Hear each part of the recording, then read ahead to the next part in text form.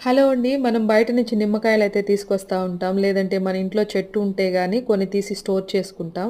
అలాంటప్పుడు కొన్ని నిమ్మకాయలు పాడైపోవడం జరుగుతుంది. ఎందుకంటే మనం కోసేటప్పుడు గాని, లేదా తీసుకొచ్చేటప్పుడు గాని అవి కొంచెం డ్యామేజ్ అవ్వడం అయితే జరుగుతది. సో, అట్లాంటివి ఎలా ఉంటాయంటే చూడ్డానికి ఇలా కనిపిస్తాయి. సో, పండిన నిమ్మకాయలకి, పాడైపోయిన నిమ్మకాయలకి మనకు తేడా అయితే తెలుసుకోవచ్చు.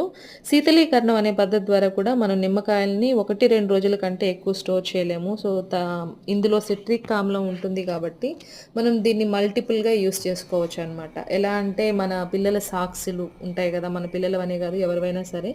సో, ఇలా వాటిలో నిమ్మరసం అనేది లేదా తొక్కలతో సహా వేసేసి బాగా నానబెట్టేస్తే మంచి స్మెల్ ఒస్తది. ఇంకా అందులో సిట్రిక్ యాసిడ్ ఉంటుంది కాబట్టి బాగా నీట్‌గా అందులో ఉన్న బ్యాక్టీరియా మొత్తం సో, ఫంగల్ ఇన్ఫెక్షన్స్ అనేటివి రాకుండా ఇలా మనం స్టవ్ దగ్గర క్లీన్ చేసే క్లాత్‌లు, ఇంకా మజ్జిగ తాగే గ్లాసులు, ఇంకా మనం నాన్ వెజ్ చేసుకున్న పాన్స్ అయినా లేదా ప్లేట్స్ అయినా, స్పూన్స్ అయినా ఇవన్నీ కూడా సోక్ చేసుకుంటే చాలా మంచి స్మెల్ ఒస్తది. సో, ఆ వాసనంతా, స్మెల్ అంతా పోతుంది. ఇంకా మనకి ఫంగల్ ఇన్ఫెక్షన్స్ అనేటివి రాకుండా ఉంటాయన్నమాట. ఇలా బాగా నానబెట్టేసి వాష్ చేసుకుంటే, అలాగే వాషింగ్ మిషన్‌లో కూడా వేసి వాషింగ్ మిషన్‌ని కూడా క్లీన్ చేయొచ్చు.